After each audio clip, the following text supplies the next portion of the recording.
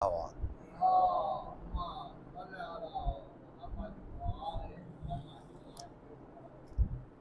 हौला वला कुव्वता इल्ला बिल्लाहिल अलील अज़ीम मिनश शैतानिर रजीम। बिस्मिल्लाहिर रहमानिर रहीम। अल्हम्दुलिल्लाहि रब्बिल आलमीन बारिल खलाइक़ अजमईन।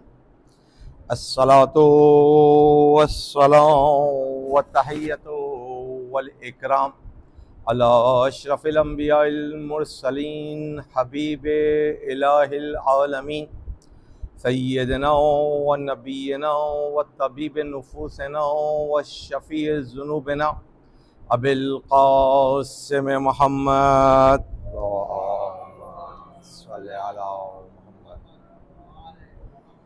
व आले बैतिहि अत्तय्यबीन अत्ताहिरीन मासूमीन मज़लूमीन मुंतजबीन ला सियमा हुज्जत इब्नुल हसन रूही व अरवाहुल आलमीन लितुराब मक़दमिहिल फ़िदा वल्लानतुद दाइमतुल अबदिय्या अला आदाइहिम मिनल आन इला क़ियाम यौमिद्दीन। क़ालल्लाहुल हकीम फ़ी किताबिहिल मुबीन व क़ौलुहुल हक़्क़ व हुवा अस्दक़ुस सादिक़ीन। बिस्मिल्लाहिर रहमानिर रहीम। वजअलना मिनहुम अइम्मतन यहदूना बिअम्रिना लम्मा सबरू व कानू बिआयातिना यूक़िनून। बर मुहम्मद व आले मुहम्मद सल्लल्लाहु। बिस्मिल्लाहिर रहमानिर रहीम। अल्लाहुम्मा कुल्लि वलिय्यकल हुज्जत इब्नुल हसन सलवातुका अलैहि व अला आबाइहि फ़ी हाज़िहि स्सा व फ़ी कुल्लि स्सा वलिय्यन व हाफ़िज़ा व क़ाइदन व नासिरा व दलीलन व ऐना हत्ता तुस्किनहु अर्ज़क तौअ व तुमत्तिअहु फ़ीहा तवीला।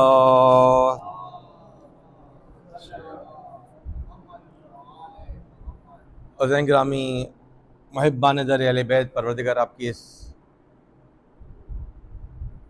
महफ़िल को, मजलिस को अपनी बारगाह में कबूल फ़रमाए।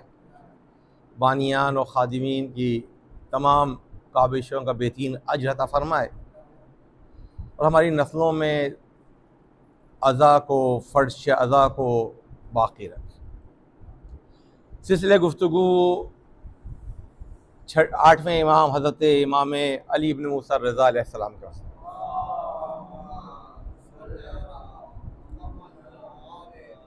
अलबत्ता एक थोड़ा सा आज एक मुश्किल पेश आ गई है, शायद आवाज़ मेरी आखिर तक ना जा सके, तो जो अफराद दूर हैं इनको आवाज़ नहीं आ रही, अगर आगे आ जाएं तो बेहतर है, क्योंकि शायद स्पीकर में कुछ ख़राबी हो गई है। तो बिलाखिर जो अफराद जहाँ तक आवाज़ नहीं जा रही, अगर आगे आ जाएंगे तो बात वाज़ेह तर हो जाएगी। सल्लल्लाहु मोहम्मद व आले मोहम्मद।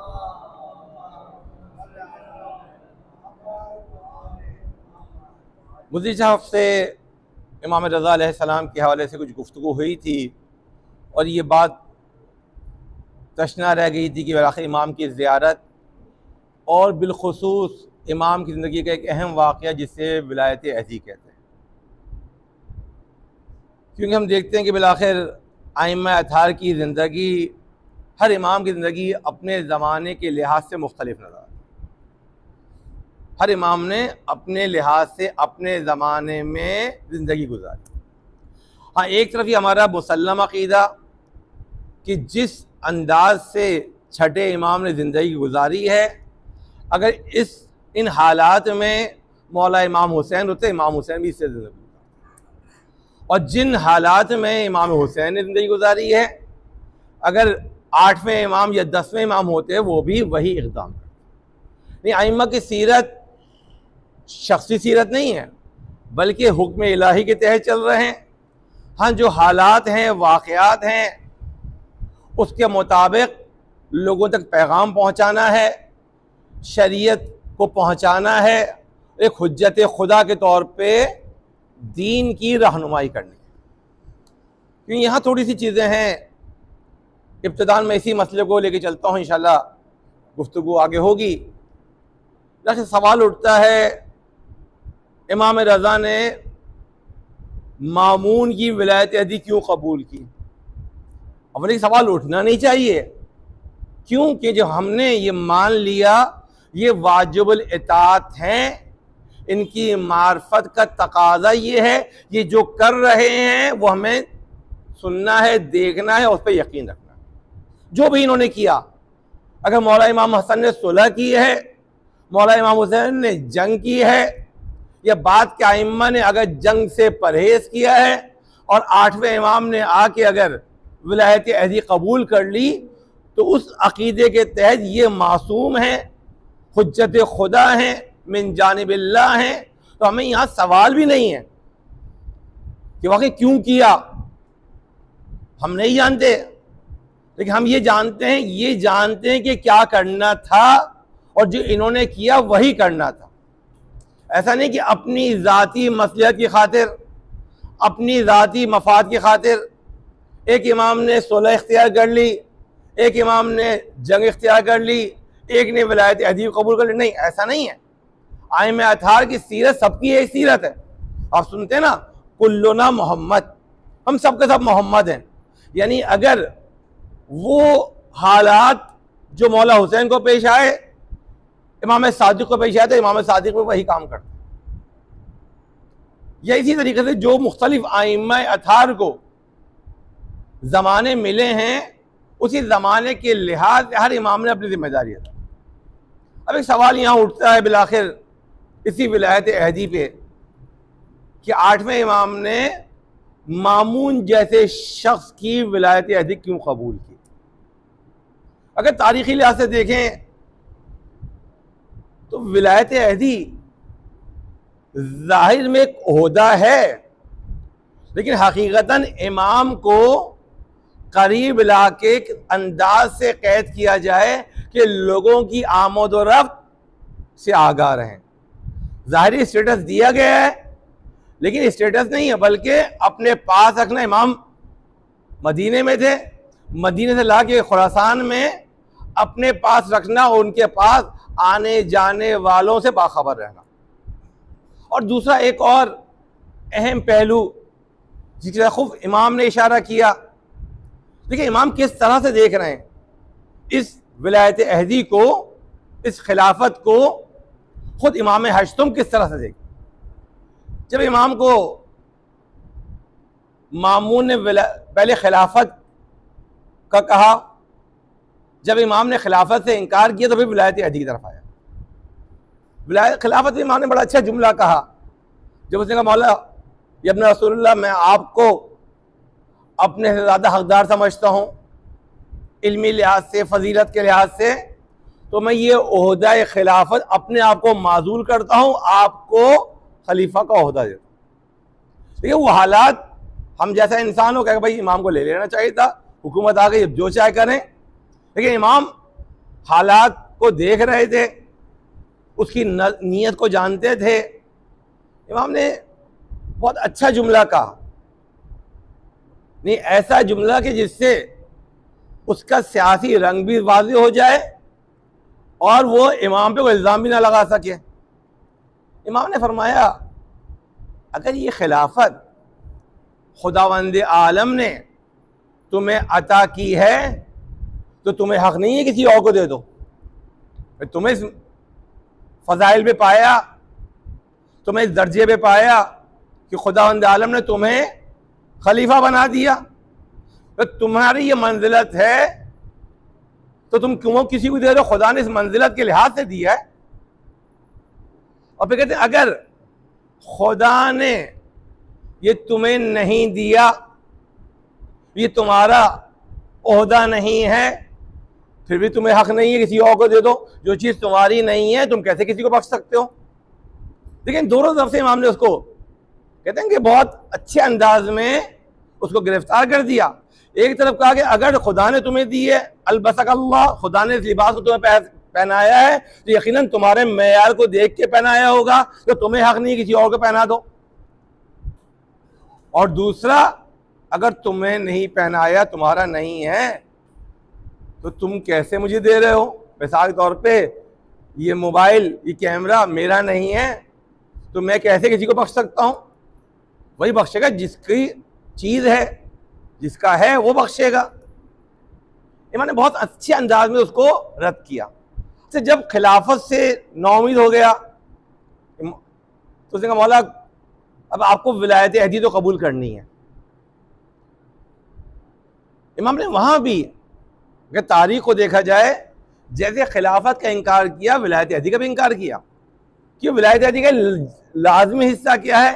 अगर मैं किसी का वली अहद बन रहा हूं तो ज़ाहिरी लिहाज से उसको खलीफा या बादशाह मान रहा हूं।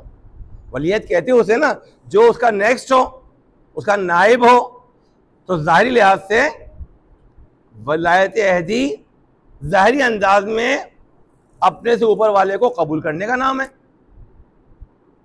अब इसको कोई अगर नाम कोई भी देते तो मुमकिन है जंजाल पैदा हो जाए, लेकिन एक हकीकत है, जब कोई शख्स किसी का नायब बनता है तो उस शख्स को ज़ाहिरी लिहाज से, चाहे मजबूरी में क्यों ना हो, अपने से ऊपर समझ रहा है। इमाम ने वहां भी इनकार किया।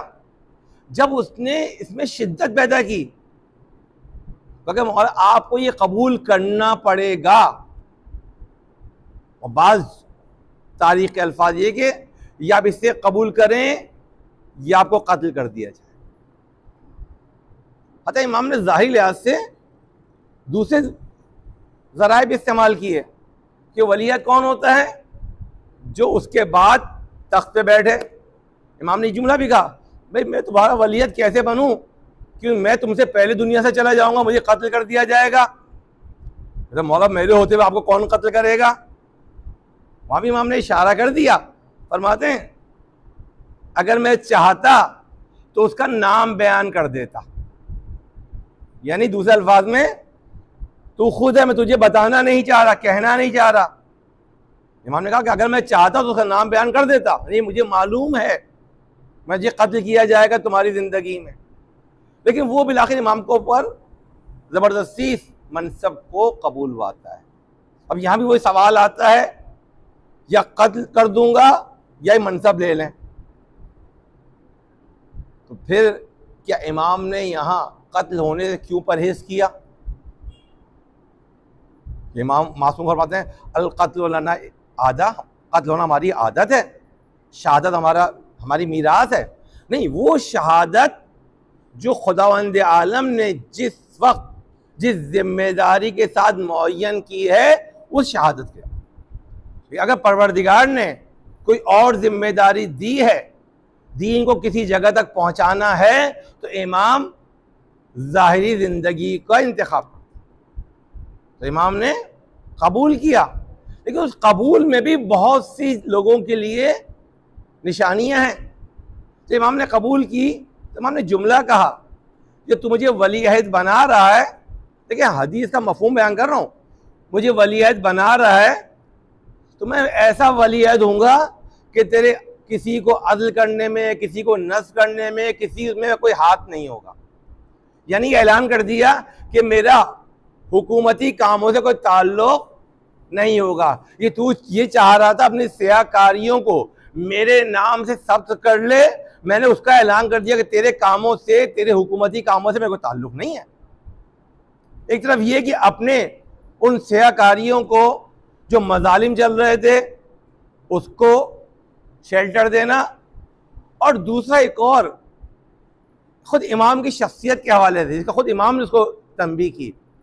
कहते दूसरी बात, जो तू मुझे वली अहद बनाना चाह रहा है, तू ये कहना चाहता है कि अली इब्न मूसा सल्लल्लाहु मोहम्मद व आले मोहम्मद,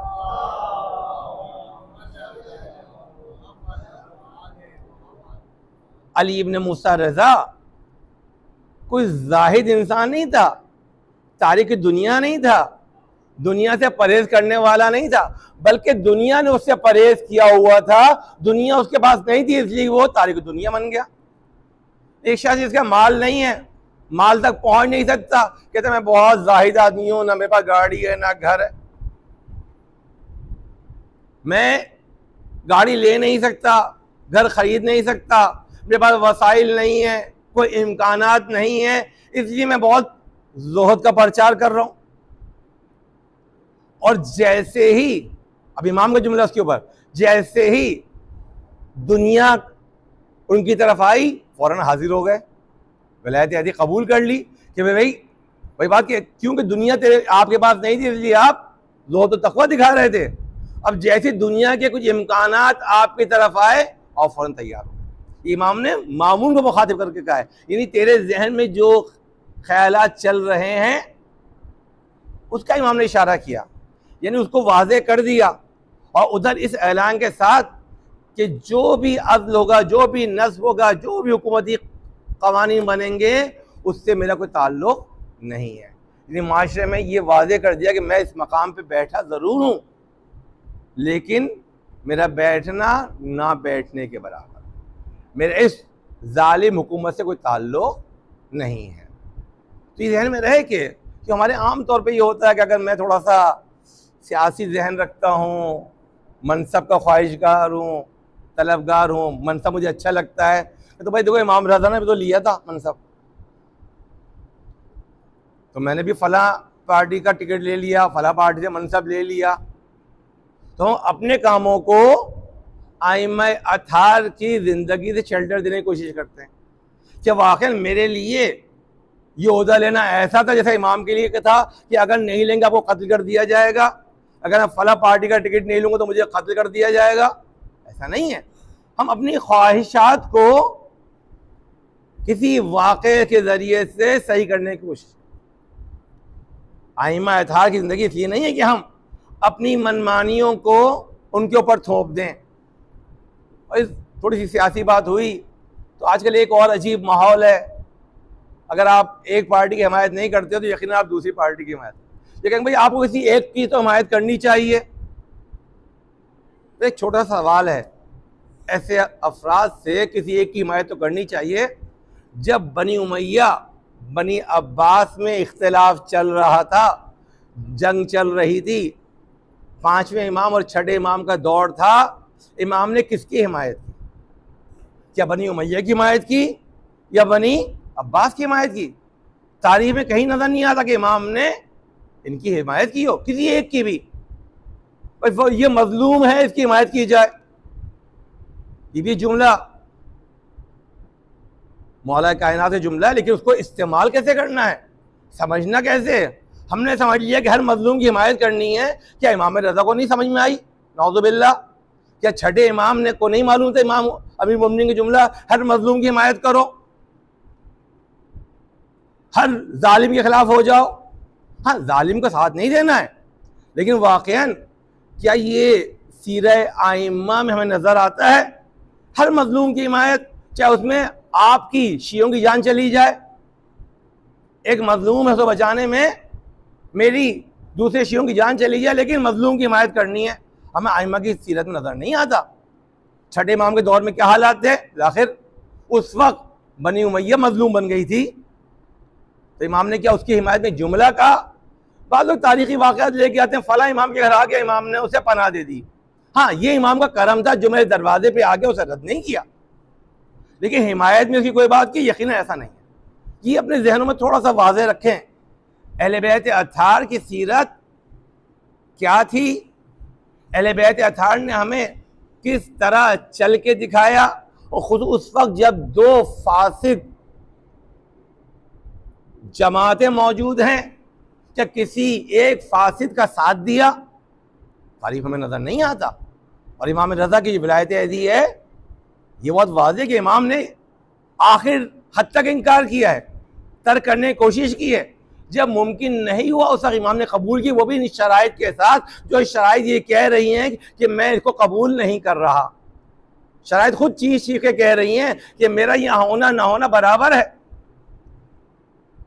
तो ये इमाम की सीरत है, ये इमाम की विलायत अहदी का किस्सा।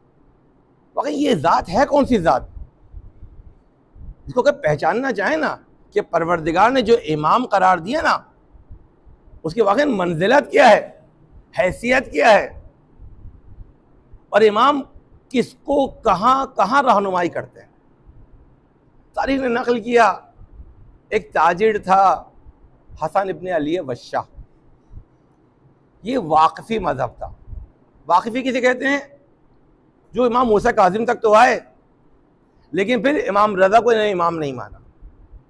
इसमें अगर हम तारीख में थोड़ा सा गौर करें, ये जो माल है ना,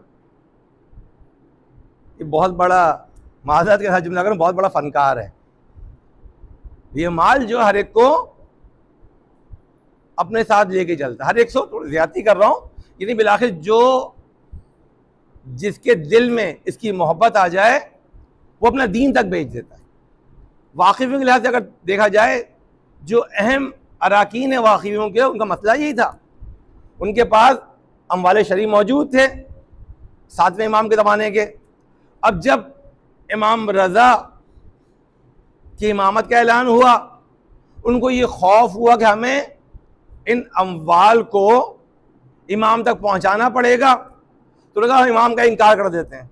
7वें इमाम की शहादत ही नहीं हुई, उनको परवरदिगार ने उठा लिया, ये कायम है और ये जोर करेंगे, वाक़िफ़ी कहलाए। अच्छा, कुछ इसमें कहते हैं जो मास्टर माइंड थे और कुछ सादे लोग थे जो उनके कहने में आ गए। हसन इब्ने अली वश्शा तकरीबन सादे लोग इंसान में था कि भाई वाक़िफ़ी हैं, इमाम मूसा काज़िम चले गए हैं, अब वो जो ज़ुहूर करेंगे उनके पास कोई इमाम नहीं है। कहते ये ताजिर था, तिजारत की गरज से खुरासान आया। लेकिन इमाम के लिए बहुत चीज़ें, वो इमाम जो वली अहद भी है, दुनियावी लिहाज से उसकी कोई इख्तियारात में कमी नहीं है। हम तो मानते हैं इमाम के हर चीज़ इख्तियार में है, लेकिन दुनियावी लिहाज से भी जब वली अहद हैं कि उसके इख्तियार में कोई कमी है। ये आता है खुरासान के एक मुसाफिर खाने में ठहरता है, रात का वक्त है, एक ग़ुलाम इसके पास आया, कहता है कि मेरे मौला ने कहा है तुम्हारे, उनका एक चाहने वाला मर गया है, उसके लिए कफन का कपड़ा तुम दे दो। ये कहता है मेरे सारे कपड़े भेज दिए, कुछ नहीं बचा। वो जाता है, फिर दोबारा आता है, मेरे मौला कह रहे हैं तुम्हारे पास कपड़ा मौजूद है। ये पूछा तुम्हारे मौला कौन है? तारुख आता है, मेरे मौला अली इब्ने मूसा रज़ा सल्लल्लाहु मोहम्मद व आले मोहम्मद।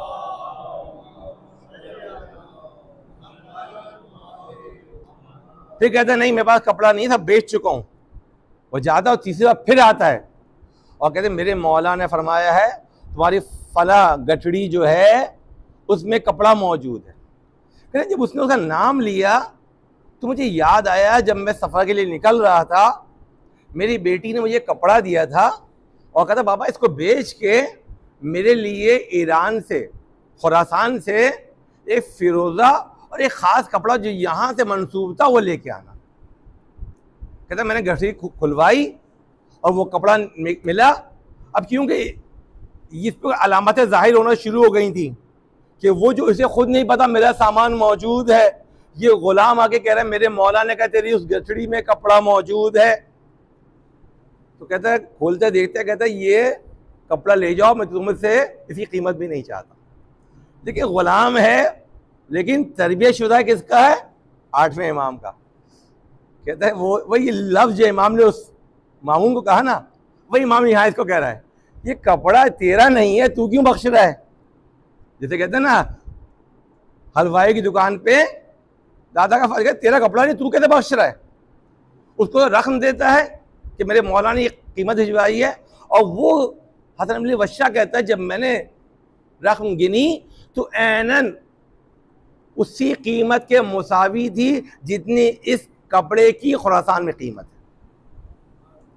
अब एक सवाल मेरा है कि इमाम के लिए यही एक कपड़े वाला बचा था, क्या खुरासान में कोई और कपड़े वाला मौजूद नहीं था? वली इमाम जो वली अहद भी हैं उनके कहने पे पूरे बाजार खुल जाते हैं। नहीं, इमाम देखिए इसकी इस्लाह चाह रहे हैं, ये गुमराह है, कुछ लोगों के कहने की वजह से वाकफी हो गया, लेकिन इमाम इसकी इस्लाह चाह रहे हैं। अब जब इसने 2-3 चीज़ें देखी कि कपड़ा भी मुझे याद नहीं था, इमाम ने बताया उस गठड़ी में मौजूद है, और कीमत भी वो थी जो यहाँ के बाजार की कीमत है, इसके दिल में आखिर जो खालिशें थी वो ख़त्म होना शुरू हुई। आखिरी कुछ सवालात रह गए। कहते कल जाके ये सवालात भी पूछता हूँ ताकि मसला हल हो जाए। कहते कुछ सवालात लिखे उसने अपने कपड़े की आस्तीन में उसको तह करके रख लिया, किसी को बताया नहीं है, कपड़े की आस्तीन में तह किया और उसे रख लिया। कहते मैं दरबार में पहुंचा तो वहाँ तो बिलाखिर फ़ौज सारी चीज़ें जो दरबार के सिलसिला होता है मौजूद। कहते मैंने बहुत देर इंतज़ार किया कि शायद मुझ तक इमाम तक रसाई हो जाए, नहीं हो सकी। आखिरकार मैं नाउमीद होकर वापस आ रहा था कि भाई फ़ायदा नहीं है, इमाम से मुलाकात नहीं हो सकती। कहते अभी मैं वापसी के लिए उठा था तो इमाम का एक खादिम आया, उसने मुझे नाम से आवाज़ दी और कहा कि ये तुम्हारे जवाबात हैं जो इमाम ने भेजे हैं। सवालात कहाँ हैं? इसके आस्तीन में मौजूद हैं, अभी किसी को दिखाए नहीं है। और वो लेके आता, कहते इमाम ने जवाबात भेजे हैं तुम्हारे सवालात के। कहते जब मैंने जवाबात पढ़े तो मुझे यकीन हो गया ये 8वें इमाम अली इब्न मूसा रज़ा हुज्जत खुदा है। सल्लल्लाहु अलैहि मोहम्मद वाले।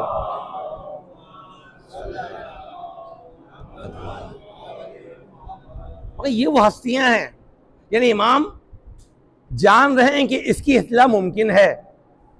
अगर मैंने इसको इस्लाह कर दिया, इसको वाकई मजहब से बाहर लेके आ गया, पूरी एक नस्ल की इस्लाह हो जाएगी। वरना इमाम के लिए कमी थी, किसी बाजार से उठवा लेते, कपड़ा मंगवा लेते। नहीं, इमाम जानते थे मुझे इस शख्स की इस्लाह करनी। ये वो ज़ात है वाकई। और इमाम की करामात अजीब हैं, किस अंदाज से इमाम हमें ज़िंदगी गुजारने का तरीक़ा बता रहे हैं। रावी कहता है मैं इमाम की खिदमत में मौजूद था, एक शख्स हज से वापसी में आया इमाम की खिदमत में, क्या मौला मेरा असबाब गुम हो गया है, मुझे वापस घर जाना है, मौला कुछ पैसे दे दें और जब मैं पहुंचूंगा अपने शहर तो उस रकम को आपकी तरफ से सदका कर दूंगा। तरीका होता है भाई जिसका माल पहुंचा नहीं सकता उसके सदका कर दूं। इमाम कहते हैं कि तुम थोड़ी देर बैठ जाओ, उसको बैठाते हैं। रावी कहते हैं मैं देखा जब अक्सर लोग चले गए, देखिए तरीक़ाकार इमाम सिखा रहे हैं हमें, जब अक्सर लोग चले गए तो इमाम हमसे याद लेके अंदरूनी में गए और वहाँ से दरवाजे के पीछे आवाज़ ही ए खुरासानी कहाँ हो। जब वो खुरासानी दरवाजे पे आया, उसके हाथ में कुछ रकम दी और उससे कहा कि चले जाओ और ये रकम तुम इस्तेमाल कर लो, मेरी तरफ सदक़े की भी ज़रूरत नहीं। रकम देना कोई बड़ी बात नहीं है।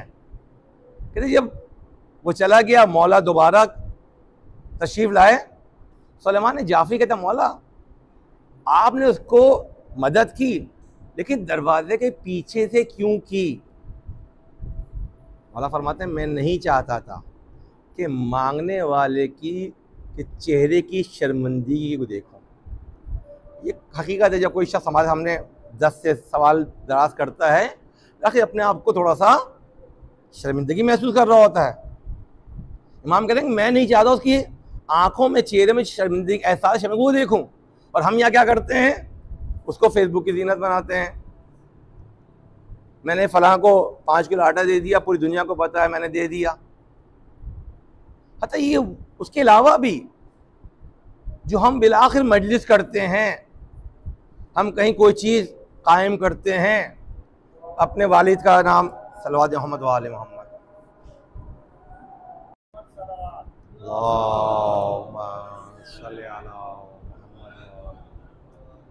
देखिए एक तो हमारा यकीन है खुदा नीयतों को जानने वाला है, खुदा दिलों को हाल जानता है।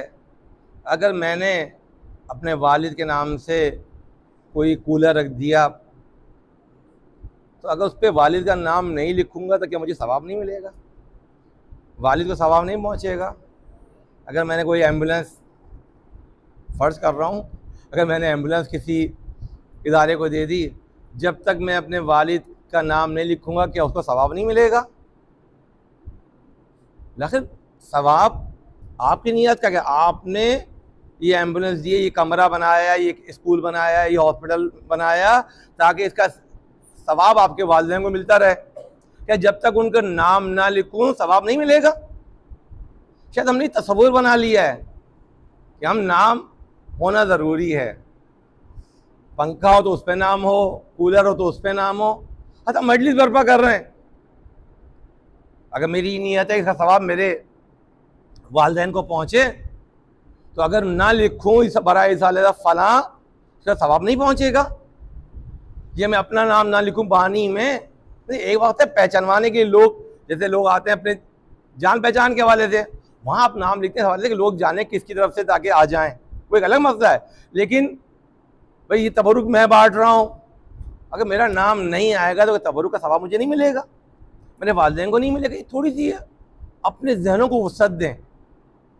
इमाम फरमा रहे, इमाम छुप के दरवाजे के पीछे दे रहे हो, कह रहे हैं कि इसको सदका भी ना करना मेरी तरफ से, जाओ इस्तेमाल करो। कि इमाम का तरीक़ाकार क्या है, हमारा तरीक़ाकार क्या है?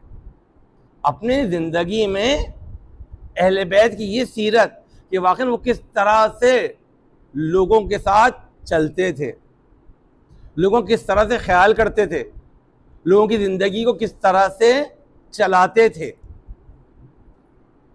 और ये वो ज़ात है कि वाकई जिसकी ज़ियारत का सवाब इमाम हुसैन की ज़ियारत से ज़्यादा है। जुमला शायद थोड़ा संगीन हो जाए, लेकिन मेरी तो औकात नहीं कि कहूँ कि किस इमाम की ज़ियारत का सवाब ज़्यादा है। मैं तशख़ीस देने वाला हूँ ही नहीं, मैं कहूँगी हत्ता शायद बुज़ुर्ग उलमा भी तशख़ीस ना दे सकें कि किस इमाम की ज़ियारत का किससे ज़्यादा सवाब है, जब तक खुद मासूम ना फरमा दें। यहाँ हम देखते हैं कि नवे इमाम तकी अलैहिस्सलाम से सवाल हुआ,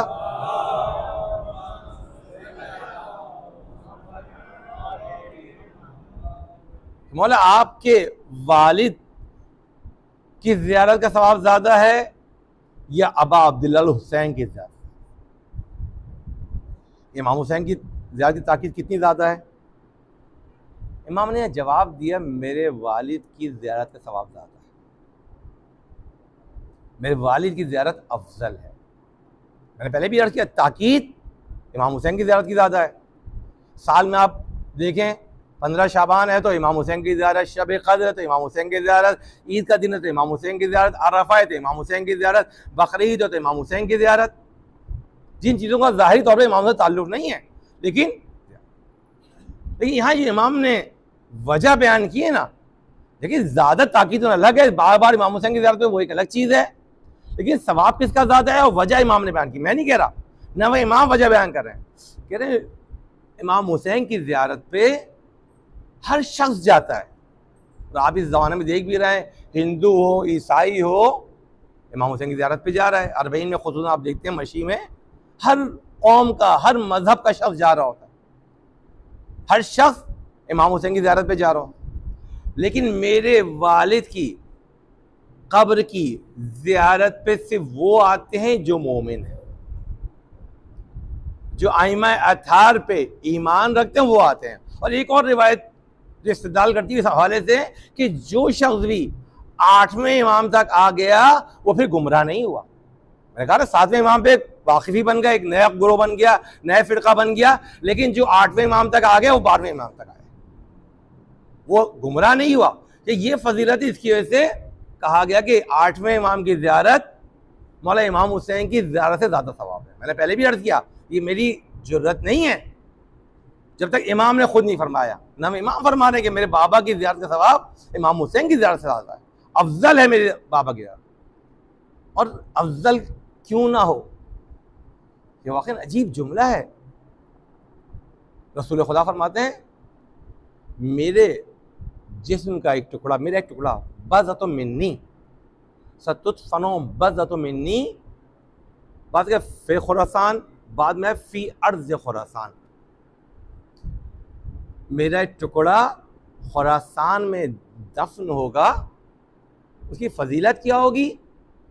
रसूल खुदा फरमा रहे हैं, जो भी उसकी ज़ियारत करेगा परवरदिगार उसे जन्नत को वाजिब करार दे देगा, आतिश जहन्नुम को उस पर हराम करार दे देगा। या दूसरी फरमाते हैं, अगर कोई मकरूह, कोई सितम रसीदा इमाम की ज़ियारत को जाए, मेरे 8वें फर्जन की ज़ियारत पे जाए, परवरदिगार उसके तमाम कर्ब को दूर कर देगा, और कोई गुनाहगार अगर उसकी ज़ियारत पे जाए उसके गुनाहों को माफ़ कर देगा। ये मंजिलत है 8वें इमाम की। और कौन कह रहा है? रसूल खुदा फरमा रहे हैं। ये वाकई इमाम रज़ा की खुसूसियत है। हम कहते हैं इमाम गरीब। शायद एक वजह ये भी हो कि इमाम आलम गुरबत में रहे। इमाम की शहादत आलम गुरबत में हुई है। कोई घर वाला नहीं था, कोई साथ देने वाला नहीं था, कोई कहते हैं गम गुसार नहीं था। वो आलम था इमाम रज़ा का कि अजीब, कहते हैं ज़ाहिर तौर पे वली अहद है, लेकिन जब कहते हैं कसम पुरसी का आलम है। अगर कोई शख्स जब बीमार होता है तो चाहता है कि भला उसके घर वाले उसके साथ हों, उसके लोग उसके साथ हों। लेकिन हमारे 8वें इमाम की मज़लूमियत अजीब है। एक तरफ से ज़ाहिर लिहाज से वली अहद है, लेकिन आलम क्या है? उस गुर्बत में। अच्छा, यहाँ जो कहते हैं रोना पीटना किसी मकसद के तहत होना चाहिए, ये मकसदियत आज़ादारी में ये हमारे दिमाग का, जहन का खन्नास है। माज़रत बहुत संगीन जुमला कह रहा हूँ, लेकिन वाक़ईन आज़ादारी को बामकसद होना चाहिए, गिरिए को बामकसद होना चाहिए। नहीं, गिरिए का मकसद यही कि गिरिया किया जाए फातिमा के लाल पे। खुद मकसद गिरिया करना है, ये मैं नहीं कह रहा। आप देखें, जब इमाम रज़ा को मदीने से खुरासान लाया जा रहा था, अभी तो कोई जुल्म नहीं हुआ ना, अभी तो इमाम को और ज़ाहिर लिहाज से लाया जा रहा है या खिलाफत के लिए, वलायत अहदी के लिए, और लाया भी एहतराम के साथ जा रहा है। इमाम ने क्या किया? अपने घर वालों को जमा किया और कहा कि तुम मुझ पे गिरिया करो कि मैं वापस नहीं आऊँगा, यानी मैं जहाँ मैं इस दुनिया से विदा करूँगा वहाँ मुझ पे कोई गिरिया करने वाला नहीं होगा। तो इमाम ने अपनी ज़िंदगी पे घर वालों को हुक्म दिया मुझ पे गिरिया करें। क्या कोई मकसद है? मकसद ये कि वाक़ईन इमाम चाहते हैं कि मज़लूम करबला की तरह मुझ पे गिरिया किया जाए। और इमाम पे गिरिया, वो इमाम है जो कहते हैं कि कोई शख्स गिरिया करना चाहता है तो मेरे जद हुसैन पे गिरिया करे। कोई चाहता है किसी पे गिरिया करे, मेरे जद हुसैन पे गिरिया करे। लेकिन यहाँ इमाम अपने ऊपर गिरिया करवा के कहना चाह रहे हैं कि मेरा वो जद भी आलम गुरबत में शहीद किया गया, और मैं भी उस आलम गुरबत में शहीद हूँगा जहाँ मुझ पे कोई गिरिया करने वाला ना होगा। तुम अभी मुझ पे गिरिया कर लो कि कल उस मकाम पे कोई मुझ पे गिरिया करने वाला नहीं होगा। लेकिन मौला अभी गिरिए का क्या जरूरत है? लेकिन शायद वही मंजिलत हो जो मौला हुसैन के घर वालों की है कि उस वक्त तो इमाम के घर वालों को, बहनों को, बेटियों को गिरिया ना करने दिया गया। ये मेरा 8वां इमाम फरमा रहा है, मैं चाहता हूं मुझ पे गिरिया किया जाए।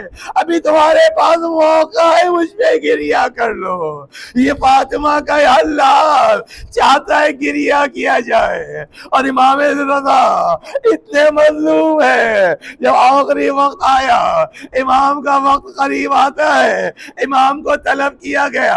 अब असल कहते हैं मौला सुबह की नमाज पढ़ के अपने आप को आमादा किए बैठे, इतनी देर में गुलाम आया, कहा कि मौला आपको मामून ने तलब किया है।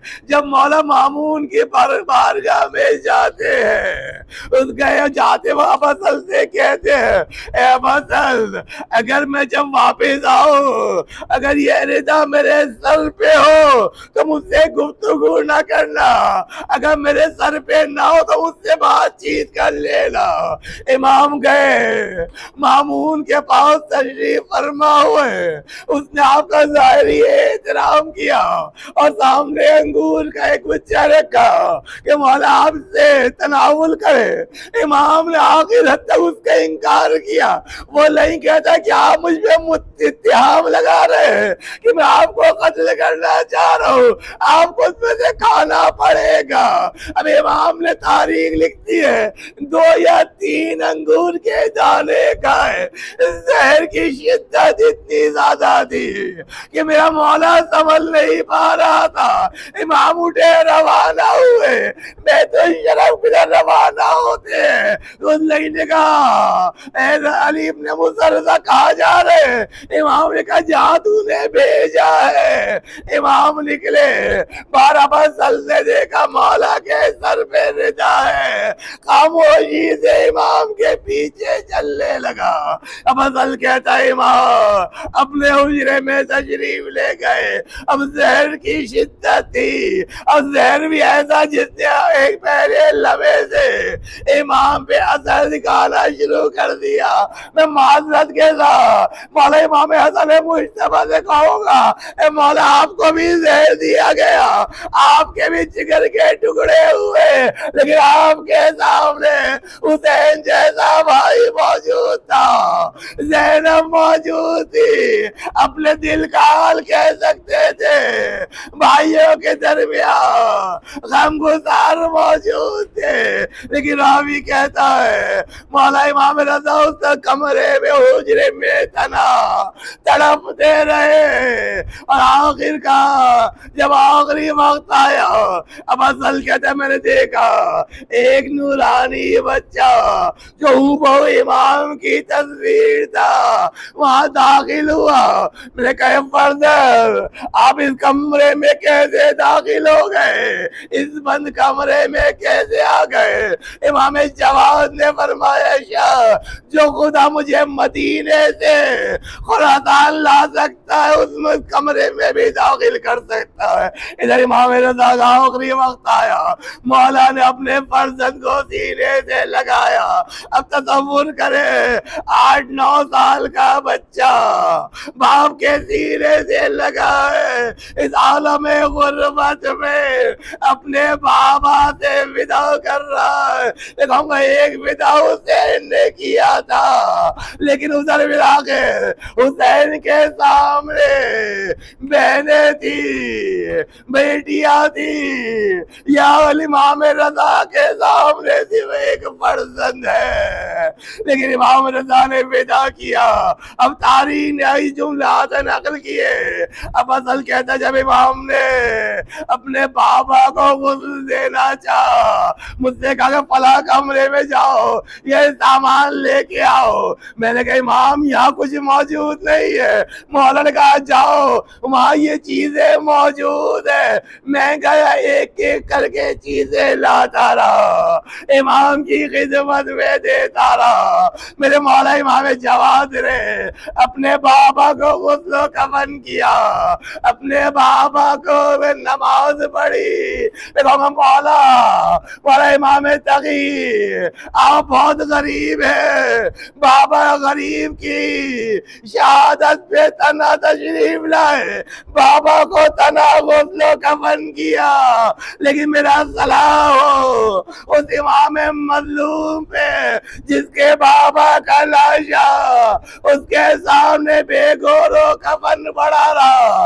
मौला आपने अपने बाबा को गुस्ल कफन दिया, आपके सामने बाप को दफन किया गया, लेकिन मेरा सलाम हो सैयद सज्जाद में जब बाबा को दफन करने आए हैं तो कहीं गिलीम लेके आओ। मेरे बाबा का लाशा इतना टुकड़े टुकड़े है, घोड़ों की टापों ने फातिमा के लाल के जिसमें अतर को इतना टुकड़े टुकड़े कर दिया।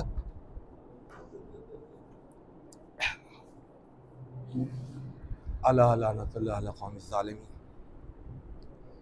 सयअलमुल लज़ीना ज़लमू अय्या मुनक़लिबिन यनक़लिबून।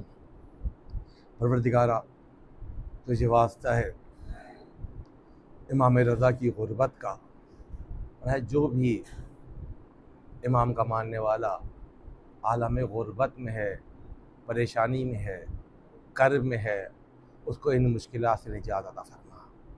परवरदिगारा तुझे वास्ता है मज़लूम करबला का, और हम सब को मज़लूम करबला की शफाअत नसीब फरमा। बारे इलाहा तुझे वास्ता है सैयदा की अज़मत का, हम सब के लिए सैयदा कौनैन की शफाअत को करार दे। परवरदिगार तुझे वास्ता मोहम्मद आले मोहम्मद का, हम सब को अहले बैत की हकीकी मार्फत अता फरमा, अहले बैत की पैरवी की तौफ़ीक़ अता फरमा। ज़माने के इमाम को हमसे राज़ी फरमा, इमाम ज़माना के ज़हूर में ताजील फरमा। हम सब को इमाम के आवान और अंसार में करार दे। इस पर फ़ातिहा तमाम मरहूम मोमिन मोमिनात उलमा आलम शुहदाए मिल्लत खादिमीन फ़र्श अज़ा और अपने मरहूमीन को ज़हन में रखते हुए तमाम मोमिन को एक दफ़ा हम और तीनों सूरह इखलास तिलावत कर दे। परवरदिगारा इस अमल के सदक़े में हमारे और हमारे मरहूमीन के दर्जात को बुलंद फरमाए। बिस्मिल्लाहिर्रहमानिर्रहीम, अल्हम्दुलिल्लाहि रब्बिल आलमीन, अर्रहमानिर्रहीम, मालिकि यौमिद्दीन, इय्याका नअबुदु व इय्याका नस्तईन, इहदिनस सिरातल मुस्तक़ीम, सिरातल लज़ीना अनअमता अलैहिम, गैरिल मग़दूबि अलैहिम वलद्दाल्लीन। बिस्मिल्लाहिर्रहमानिर्रहीम, क़ुल हुवल्लाहु अहद, अल्लाहुस समद, लम यलिद वलम यूलद वलम यकुल लहू कुफुवन अहद। बिस्मिल्लाहिर्रहमानिर्रहीम, क़ुल हुवल्लाहु अहद, अल्लाहुस समद, लम यलिद वलम यूलद वलम यकुल लहू कुफुवन अहद। बिस्मिल्लाहिर्रहमानिर्रहीम, क़ुल हुवल्लाहु अहद, अल्लाहुस समद, लम यलिद वलम यूलद वलम यकुल लहू कुफुवन अहद। अल्लाहुम्मा सल्लि अला मुहम्मदिन व आलि मुहम्मद, अल्लाहुम्मा सल्लि अला मुहम्मदिन व आलि मुहम्मद, अल्लाहुम्मा सल्लि अला मुहम्मदिन व आलि मुहम्मद।